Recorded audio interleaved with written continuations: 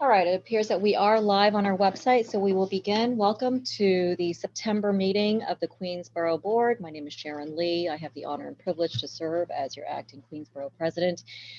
We have a couple of guest speakers for our meeting tonight. We will be joined in a little bit by Senator Kirsten Gillibrand to get an update on the Hill and some of her priorities. Immediate priorities for our recovery and our rebuild. But before that, we will talk about some of our small business concerns. As we know, a lot of the businesses have unfortunately shuttered over the last several months. The ones that have managed to survive to this day are hanging on by the skin of their teeth. And so there is no shortage of need to make sure that the businesses are able to weather this this unprecedented storm of the COVID-19 pandemic and the prolonged impact of it. And so we are joined by a relatively new commissioner of the New York City Department of Small Business Services. Before I introduce the commissioner, I know that we are joined by some elected officials. Also, I see Senator Leroy Comrie. Good evening, sir. Good to see you. I also see Councilmember Francisco Moya. Good evening. Good to see you. And we will recognize any other electeds as they join. And so with that, two quick things before we begin. I want to remind everyone that we have our job fair coming up this Wednesday. A virtual recruitment fair every 3 weeks. So the next one is this Wednesday, September 16th at 2 p.m. Also, I've been asked to share this. There's a small business town hall, speaking of small businesses, sponsored by Councilmember Koo and Senator Stavisky, coming up tomorrow afternoon, 1 p.m. And a number of other public events that we will talk about later. But without further ado, small business services, as we know, helps to unlock economic potential and create economic security for all New Yorkers. But it's a very, very timely topic right now. It is a do or die time period for a lot of the businesses throughout all of our districts represented on this board. So with us this evening is Janelle Doris, the commissioner of SBS, who was appointed in May 2020. So in the middle of the height of the pandemic, no less. The commissioner is a former business owner. And so the commissioner's professional career certainly includes extensive experience in the energy, the utility, government and business sectors. Commissioner Doris will discuss with us this evening his vision for the services that government can bring to our small businesses at this very critical time. Welcome, Commissioner.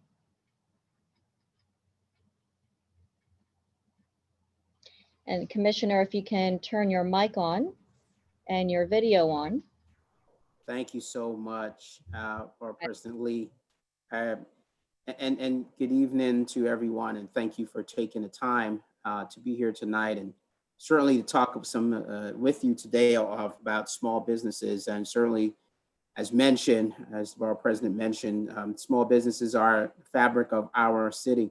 They're the fabric of our community, and this pandemic has really present some unique challenges to those businesses in order for them to survive. So I just want to thank you all again for taking the time to give me to present a little bit of what we're doing here at SBS. Talk and get, miss some questions you may have. So I'll try to keep this as short as possible. And also I know that Senator Kirsten Gillibrand is going to be speaking. And so I want to just thank her for all the work that she's done in Washington. And we certainly need support there, particularly around advancing the cause for small businesses and the resources that they need, particularly, and of course, stimulus for our city, whose sort of unprecedented budget deficit that we are facing at the moment.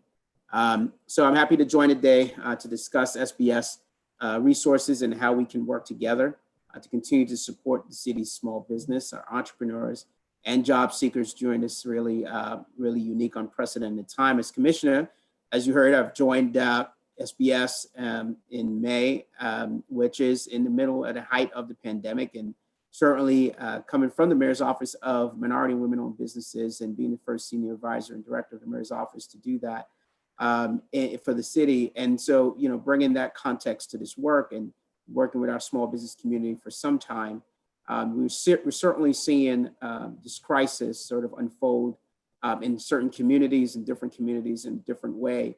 And so our work, we've sort of begun to tweak the work of the agency to make sure that we are getting to the businesses that need the support the most. So part of that is changing the framing and really adjusting how we do what we do and who we help and support and how we go about doing that as SBS. So, we are focusing on three main initiatives and three main principles. One is around innovation, making sure that we as an agency are innovative and we're being creative and problem solving for our small businesses who are out there doing their best that they can to survive. Also around adaptability. Are we making our agency and our small business community adaptable? Meaning, are you able to pivot?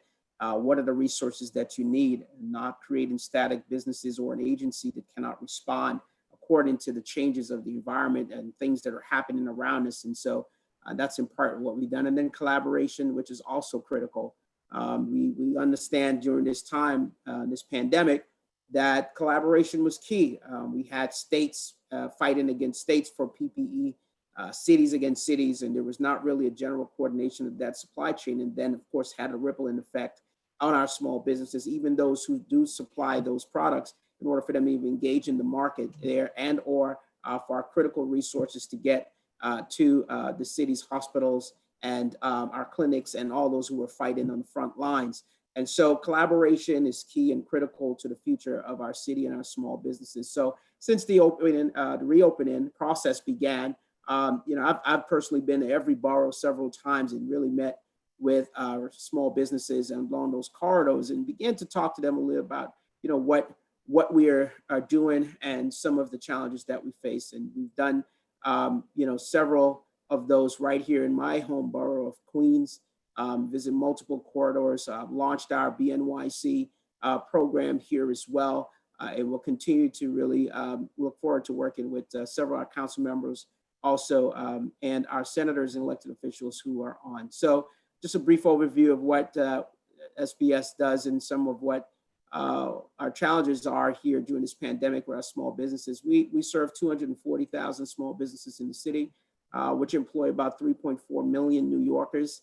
And the one stat that's important is 62% of those businesses are under employees that are five employees or less. So 62% of business have 5 employees or less. And that's just so critical to understand who these are. Micro businesses, very small mom and pop businesses, and that need the additional support and the white glove service, as we call that we do get to them.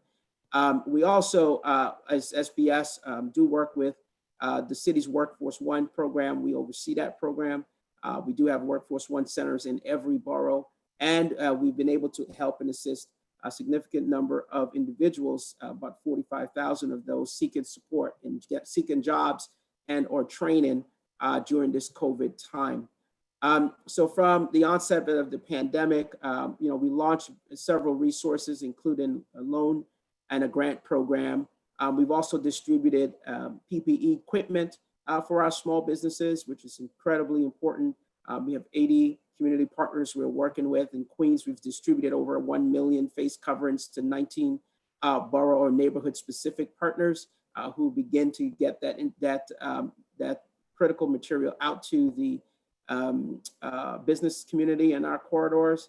We're very excited about the Queens Chamber, for instance, who helped us and was working with us on distributing our PPE. Also, we've started up a hotline, and the hotline had about 35,000 calls so far for reopening guidance and financial assistance. Significant portion of that, of course, coming from the outer boroughs. And we will continue to support our small businesses as they need assistance. And what do I need to do? What's the new regulatory environment? Where can I get financial assistance and support? Where can I connect with opportunity to either do business with the city and or in the corporate sector. And so we've done that.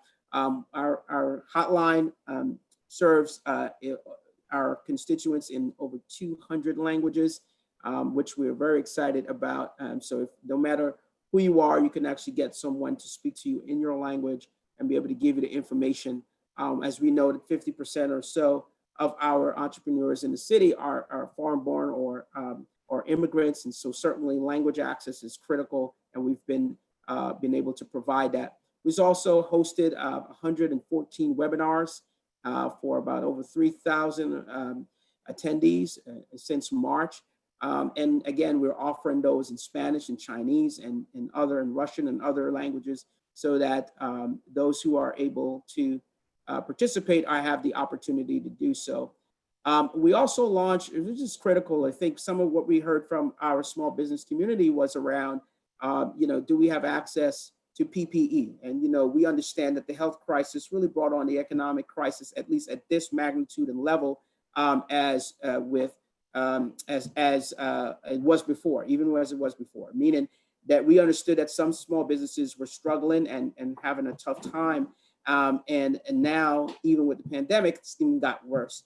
And so we stood up a PPE marketplace where 34% of those suppliers are MWBEs. One, two things. One, gives the small business an opportunity to find a PPE in order to keep their employees and themselves safe. And then two, it allows those who are in the market who sell the product to actually get customers. And so that's been working tremendously. For us, for those who are listening, our website is nyc.gov/business, and or our hotline number. I want to give it to you for those who are listening in on this conversation. If you're a small business owner, 888-SBS-4NYC, 888-SBS-4NYC, and you can certainly connect with us on those matters. Also, I know at our elected officials, our community also, and specifically our MWB community wanted to understand what we do have here available for them. Many of you may know that the mayor did sign into law an executive order mandating several things from the MWB community. We have had significant participation MWBEs in the COVID response, close to 500 contracts out to MWBEs and about close to $465 million in value. And so we'll continue to do that, but the mayor wanted to deepen that resolve. And so there are some new directives, for instance, on our non-competitive, or meaning our discretionary authority, which we got approved thanks to our elected officials in the state last year, up to 500,000. We're able to now do that in our emergency procurement. And so mandating the utilization of MWBEs, anything under 500,000. So 33,000 contracts every year are under 500,000 in the state. So this presents a critical opportunity for our MWBEs.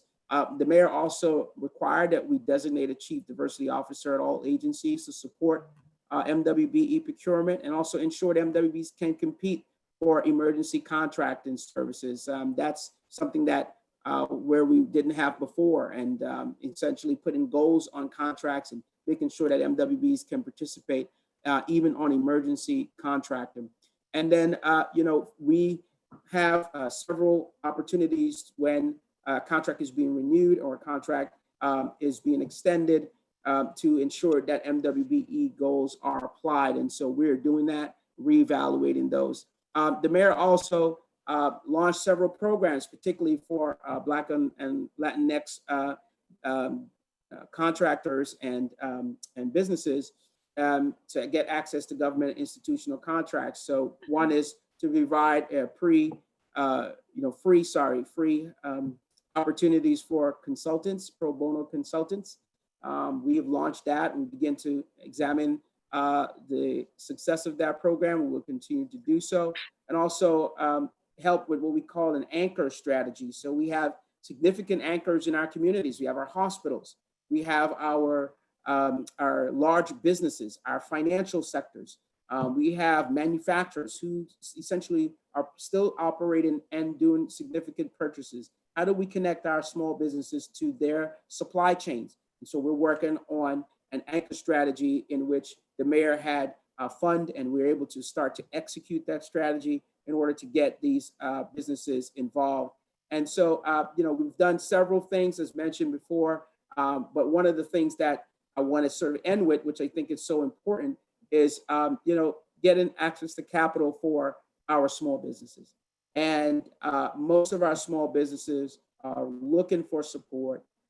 They're looking for support with rent and the challenges that they have with landlords. So we have our commercial lease assistance program that give our small businesses access to free legal help and also to support them in any type of renegotiation of their lease that they may need.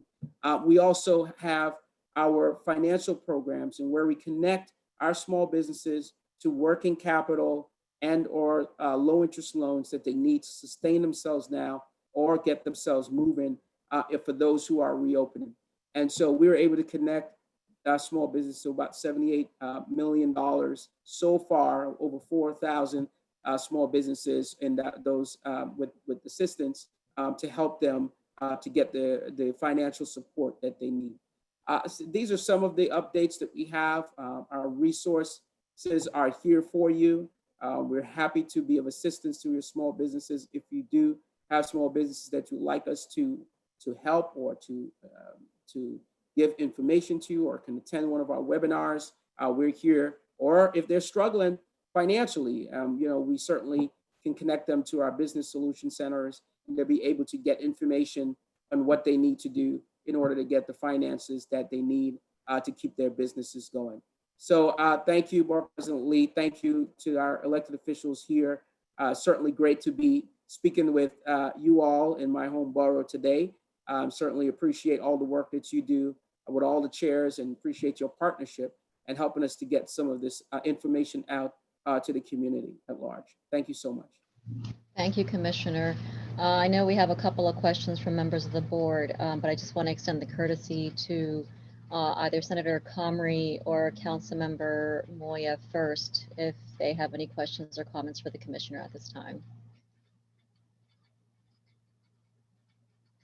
All right, seeing none, I do believe we do have a question from Chair English of Board 3.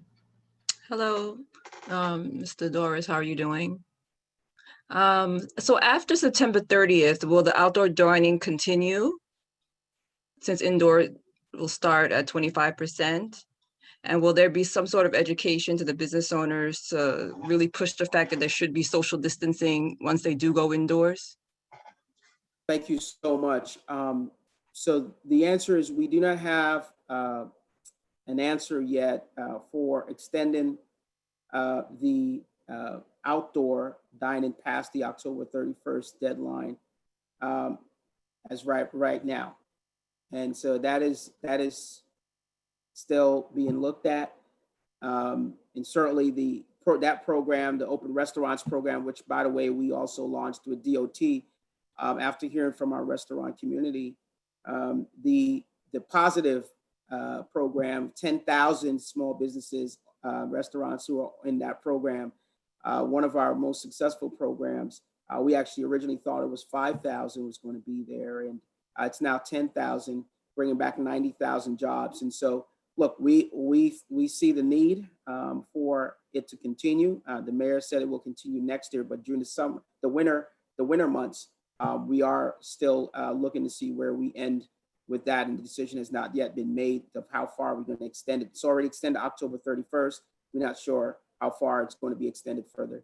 As it pertains to indoor dining and training, that's what we do at SBS. We have virtual compliance teams who literally work with the businesses to show them exactly what they need to do.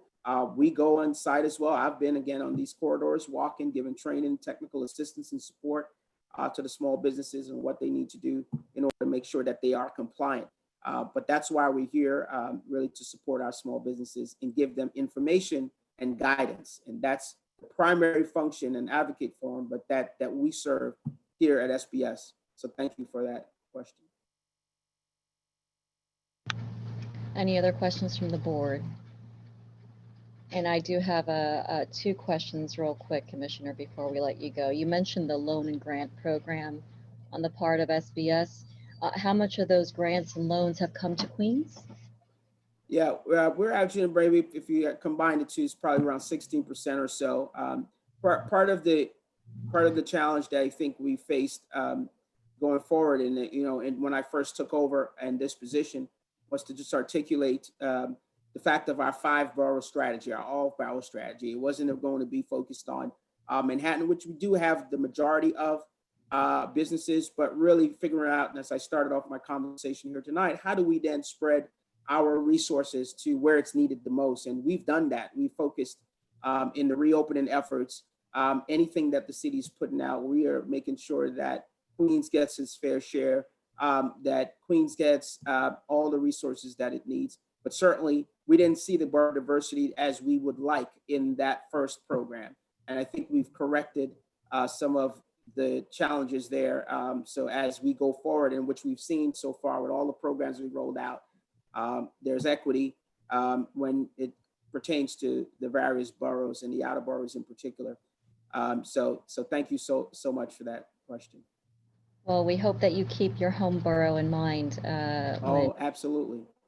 Help with that equity. Please don't forget about Queens and our businesses here. Cannot do that at all. And I know before I go, I just wanted to, I saw that the senators jumped on, and I don't know if I have a chance to say hello, but Senator, thank you so much. I did mention it before. Appreciate all you're doing for our small businesses and all your support. I just want to say on behalf of small business here in the city of New York, thank you for your advocacy. I thought your comments were excellent, and I agree with them. Thank you so much. Commissioner, I have one more question before you go. There's some concerns, and I just want to make sure that you can help dispel some of the concerns or the miscommunication about this. A lot of there is a perception, a very real one, that Asian-owned businesses have been excluded from the MWBE efforts on the part of the city. And I know that there was a lot of, it seems like it was more of a communication error, but could you address that real quick before you go? Yeah, absolutely. As the former head of the MWB program for the city, I take great pride in the fact that our Asian American community is doing better than any other community in our program. 40% of all contracts in the city now in the MWB program go to Asian Americans. The Asian American also, we changed the law to add back Asian Americans into our GOLDS program when I was in charge. We changed the law back, made sure that Asian Americans were put back into the GOLDS program where professional service is concerned.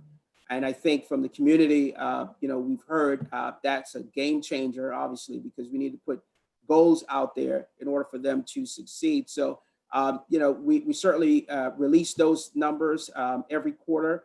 They're reported by gender and by race. And Asian Americans in our program currently are doing about 40% utilization. And those can be seen on the MOCS, the Mayor's Office of Contract Services reports, or the Mayor's Office of MWBE reports. And again, we were able to, so yeah, I think that's part of the challenge. We want to make sure that we communicate that correctly out so that folks know that every community is a part of this program. And we want to make sure that they know that this program is for them too. All Asian American businesses, all small businesses, this program is for you, and you can participate and be successful. Wonderful. Thank you, Commissioner.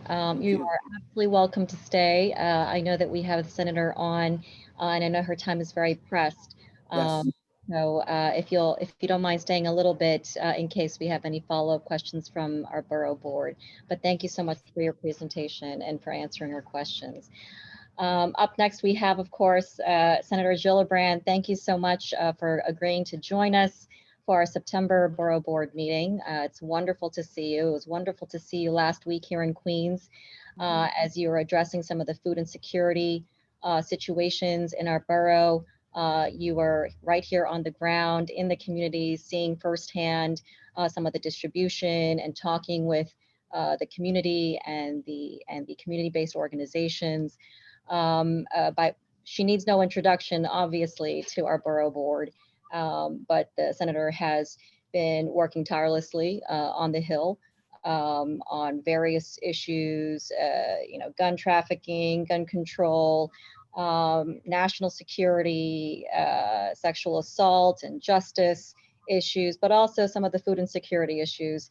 Most recently, she sponsored a legislation that she'll talk about known as the Ensuring Nutrition for America's Students Act.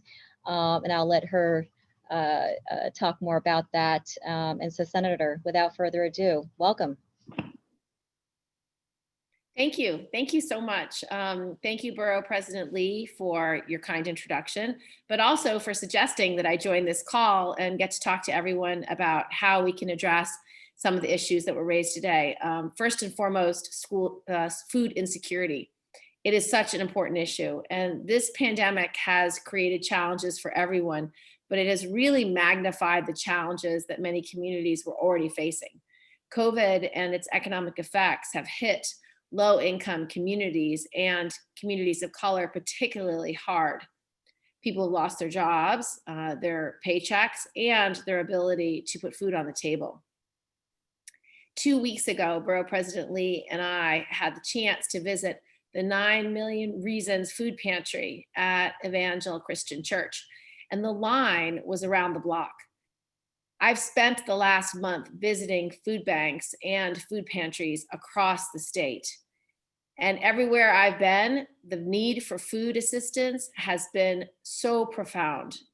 1 in 5 parents, many of whom are out of work through no fault of their own, have said that they don't have enough food to feed their children. In a country as rich as this one, that is a sin. In America, we look to the government to use our tax dollars to help those in need, to feed the hungry, and to fulfill that moral obligation we have to those who need our support. Food pantries cannot and should not be asked to meet this rising demand on their own.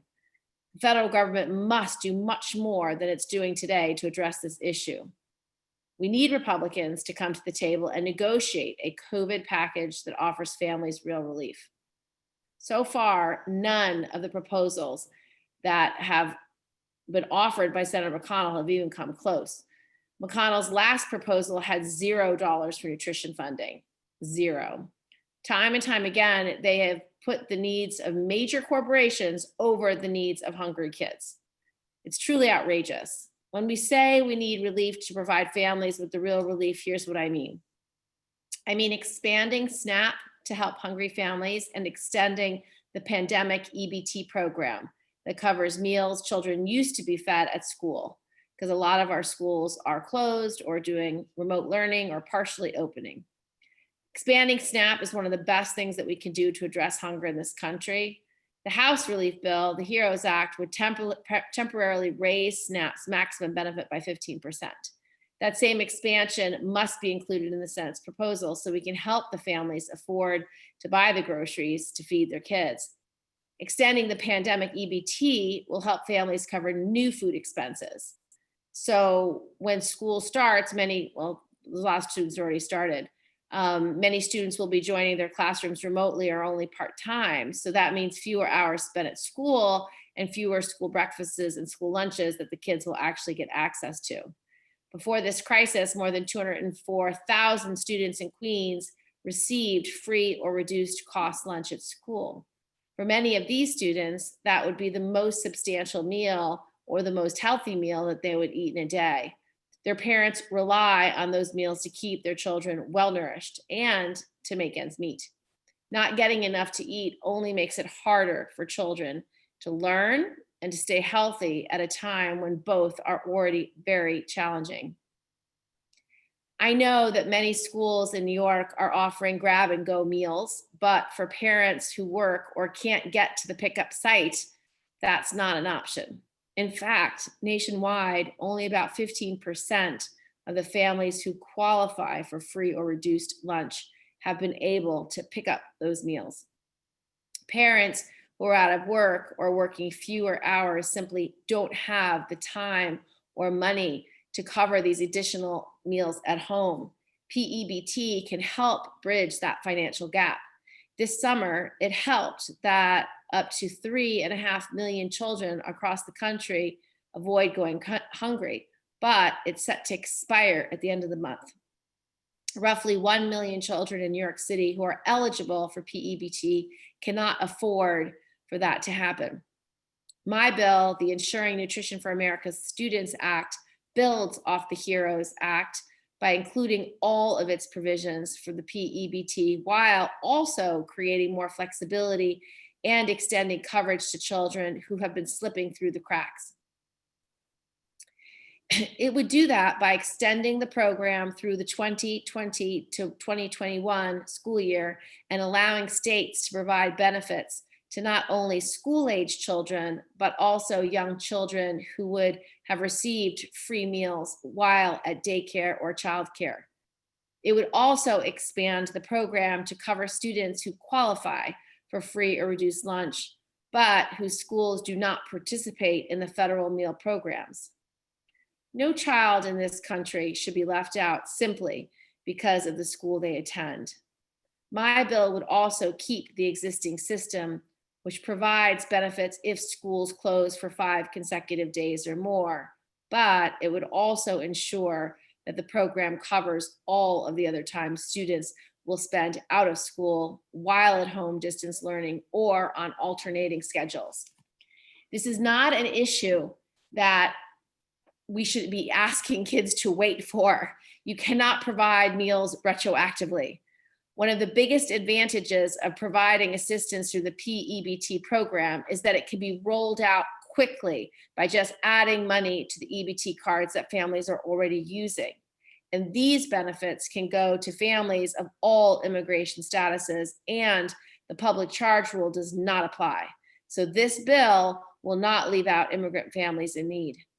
I know that this is a priority issue in Queens, and I want you to know that it's a priority issue for me in Washington. I will keep working very hard to get this bill across the finish line, and I'll keep working to make sure that my colleagues on both sides of the aisle fully understand how urgent this issue is and to urge them to make it a priority. The need is really that great. And now I'd be happy to take questions on this bill or any other issue that relates to what I can do for you guys. Thank you, Senator. And I know your time is very limited and precious, so we appreciate you staying on for just a minute. I would like to offer the courtesy to Senator Comrie if he has any first questions or comments for the senator. Seeing none. Are there any questions or comments from the Borough Board? I don't see any, Senator. It was very comprehensive, but I want to thank you and your team. Your team has always been responsive to us. Thank you for all that you do in Washington and for all the families throughout the nation. But certainly, you know, here in Queens, we are the borough of families, and we appreciate that everything that you're doing, and just not forgetting your constituency here at home. So thank you. Well, thank you, Madam President, for hosting the call, inviting me on the call. And to all the advocates and elected leaders on the call, thank you for the work you're doing every single day. It makes such a difference. And this is going to be a longer haul than we ever imagined. So we have to stick together and keep lifting up people's voices. So thank you very much. How can we help you, Senator? I think just make sure I know what's the biggest urgent and most important crises that you have. Constantly call, be in touch with me, my staff, and just give me the information I need to go fight for you. And then I will just take your concerns straight to Washington and straight to the Senate floor and really urge my colleagues to support these really urgent needs. Thank you, Senator. Thanks. Thank you, Madam President. All right. Thank you. We're going to switch back over to SBS in case there were any follow-up questions from the Borough Board for our Commissioner. Commissioner, you too were very, very thorough, evidently. So we thank you for sticking it through. Do you have any closing remarks for the board? No, just to make sure that you have our information and we're able to reach out to us if you need the support. Or we'll make sure that we pass that on to everyone. So our direct contact information. So you have businesses who are struggling or need support. We're happily here to help them. Or you have job seekers who are looking for work. We also, as I mentioned, oversee the Workforce One program for the city of New York. We're happy to connect them to opportunities as they arise or to training that they may be eligible for. So thank you. And on that note- If I may, Borough President, before Commissioner leaves, Please. Chairman Arcuri from Board 5. My volunteer group provides basically security for one of the outdoor restaurants in our district to keep the homeless and others from disturbing the restaurant visitors. You talk about reopening at 25%, so the basic average restaurant in our communities, let's say they have 12 tables, so 25% is 3 tables. You still need a kitchen staff of a chef, sous chef, and a dishwasher. You need a receptionist or a hostess, a waitress, and a bus girl. It's impossible to operate a restaurant and with that little capacity. Right now with the outdoor restaurants, they're basically breaking even, maintaining a minimum staff. And I think we have to go to full opening of the restaurants before October 31st, because they cannot exist. And they're all mom and pop. We're not Manhattan. We're not super corporations. We're all little people. You know, you talked about the Asian community, Borough President. I know that community very well, and they're struggling, if they're existing at all. So I think, Commissioner, you need to push for a full opening as soon as possible, not October, not December, but right away. Thank you. Thank you, Chair Arcuri. Commissioner, would you like to address the chair's comments? Yeah, sorry, I just had to unmute. Listen, thank you for that sort of passion which we're hearing. What we're seeing, like I said, literally been walking those corridors, listening to our small businesses, our restaurant owners. Look, I think there's a couple things some challenges that we do have when it comes to opening fully. We've seen that everywhere that's happened, if in not a controlled way, in a way that's based upon what our health experts have said, we saw a resurgence back of the virus. Also, which is unique to restaurants, where you can actually and need to sort of take your mask off more than any other indoor facility and that is opening right now. Folks have to still keep their mask on, their face coverings on. Restaurants, we have to take it off because we have to eat. And so I hear you on that. That's a big concern. We've conveyed that. We understand that restaurants really need about 75% occupancy to even begin Correct. to do anything when you talk about the margins that we're working with. And so, you know, we're sort of walking this fine line between, you know, getting folks up and running. And that's why we have the outdoor and put some of the indoor, and hopefully within, the governor said, I believe within 30 days or so, it can go to 50% if it stays below the 1%, then or it meets all the metrics.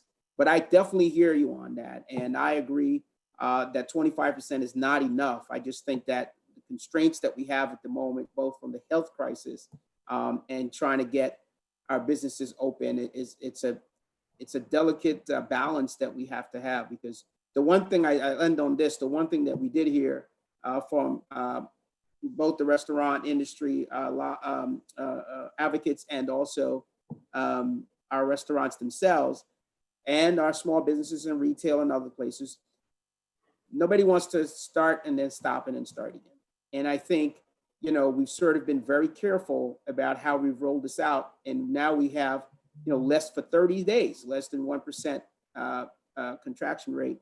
That's tremendous. And that's because we've sort of been, I think, a bit careful. But I hear you on the urgency. There's no doubt about it.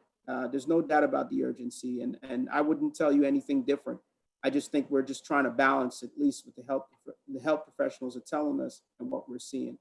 And we'll try to find that medium, but certainly appreciate the question. And it's top of mind for me as a small business advocate. We're saying it every day. We're pushing every day, but we're sort of challenged with the health realities. And on the opposite side, we need to collect taxes.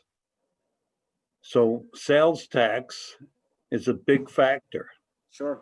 And we need to collect that. We're not going to get it from a 25% occupancy. We're just going to destroy small businesses, and it's going to be, this whole town is just going to close down. Well, look, I appreciate that. Our role is to fight for our small businesses, and we don't want that scenario. And so we get up every day thinking how we can do that. I think we're trying to balance the outdoor plus this 25. And look, the good thing, I keep saying, the good thing about where we are is that we've been able to sustain a low rate for 30. That's a long time. I mean, not a lot of folks around the country are seeing that. They're spiking. They're going in the opposite direction. And so we want to make sure we maintain that, but also balance the need. As you said, the city has a $9 billion deficit right now. We need to address that as well. So I really appreciate your words. We'll definitely take it back, but we're working on this daily, and hopefully we can get to a place quickly. Thank you, Commissioner, Thank you.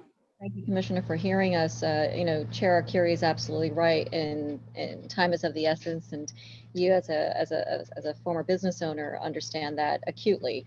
It makes a big difference between September, October, or even November, and December is maybe even a pipe dream at this point. As I mentioned at the beginning of this, at the top of the meeting, a lot of the businesses that have even managed to survive today are hanging on by the skin of their teeth. And that's not an exaggeration. And I know you're very acutely aware of that, but we appreciate you coming on and addressing some of our questions. Also, thank you to your team with Workforce One. They are a consistent partner in our job fairs that I mentioned. The next one is coming up this Wednesday. Are there any other questions from the board before we close out? Yes, Madam Borough President, I have a question. Yes, Chair Bratton of Board 10. Thank you. Commissioner, the opening indoor, which allows for 25%, in reality, for some of our restaurants who have had the ability to open outdoor, not only curbside and sidewalk, but have also been able to utilize their parking facilities, with tents, they've been able to be at more than 25% now. Is there any possibility that if a restaurant owner can figure out a way to do tenting with appropriate heat, that we can continue outdoor, sidewalk, curb lane, parking lot use beyond the current cutoff time, so that at least some of the restaurants can manage to go beyond 25%? Yeah, thank you so much. I really, I think I started to touch on that a bit. There are discussions happening right now as pertains to extending the October 31st deadline, which was extended from September 30th to October 31st. There are discussions happening right now. Decision has not yet fully been made on that. So, this is something we're literally discussing as we speak about how, if possible, we can make that happen. So I don't have anything to report tonight, but hopefully, we have something positive to say soon on that. I would hope so. If I may address Betty, they would need those California heaters, which are propane fired, and they only have 8 hours of fuel to heat. And in New York City, the requirements for storage of propane limits them to no more than 4 tanks in storage. You have to have a fire watch person signed up. It boils down to you would have to have a daily delivery of fuel tanks to heat the tents, and it's just not feasible. I'll take that idea back to the drawing boards then. Thank you. Thank you, Vinny. You're welcome. Any other questions from the board? I Commissioner, just wanted to take a minute, Madam Borough President, to thank the commissioner for stepping up during this difficult time. But as a Queens resident, I know he has the right stuff, and he's been working hard to do outreach throughout the borough. And I just want to repledge my effort to work with him as we face these challenges. While I agree with Betty and Vincent that 25% is not enough, you know, we need to try to give these restaurants more opportunity to open up quicker. In the rest of the state where restaurants have opened, the numbers haven't gone up. So I think if we just adopt those same guidelines, we could get these businesses back on track. But again, Commissioner, thank you for everything you're doing. And I hope to continue to work with you. Madam Borough President, I actually have to run. I have to be on another one. I just wanted to get on to thank you for all of your efforts that you've done over the summer. I think this might be the first Borough Board meeting that you're having in September, and I just wanted to thank you for your efforts dealing with the storm, dealing with Con Edison, dealing with the tax liens, dealing with the Parks Department, just dealing in general with all of the protests and efforts that have happened. You've been around the entire borough. You've been very visible in the 14th Senate District and throughout the borough, and I just want to thank you and your team for everything that you've been doing to make sure that the needs of the borough are understood and articulated so that everyone that understands that they have to provide service knows exactly what those needs are. So I just wanted to thank you. I want to thank the chairman, all of the different chairmen for your continued service to our community. We need you on the ground more than ever so that we can continue to do the things necessary to be helpful. Thank you. I'm sorry I have to run. I got 3 more Zooms that are happening between 6 and 8 o'clock. So have a good evening. Thanks, Leroy. Good guy. thank you, Commissioner, again, for sticking through nearly the full hour. And we look forward to working with you. And we're so glad that we got a Queens guy running services. So thank you very much for your time, and to your team as well. Thank you so much, everybody. Please have a good evening. With that concludes the items on the agenda. Unless there are any announcements by the chairs, we'll call it an early night. Our next meeting of the Borough Board will be Monday, October 19, 5:30 p.m. Likely virtual unless noted otherwise. That is our present reality until things change, hopefully. And just a quick reminder that we've got free movies at Flushing Meadows Corona Park at the Queens Drive-In every Wednesday night. And so hopefully you can get the message out to your constituencies and to your district. We still have some of those seed kits available with the summer seeds. And so those are also available. We are making sure that we've got a fair amount of PPEs, especially with school starting in person right around the corner. If you are in need of more PPEs and are having trouble securing those through the city, please don't hesitate to contact my office. And if there's no other business, that will conclude our meeting. Thank you. It was wonderful to see you, and we'll see you soon. Have a good evening. Thank you. Have a Good good night. evening. Bye-bye. Good night.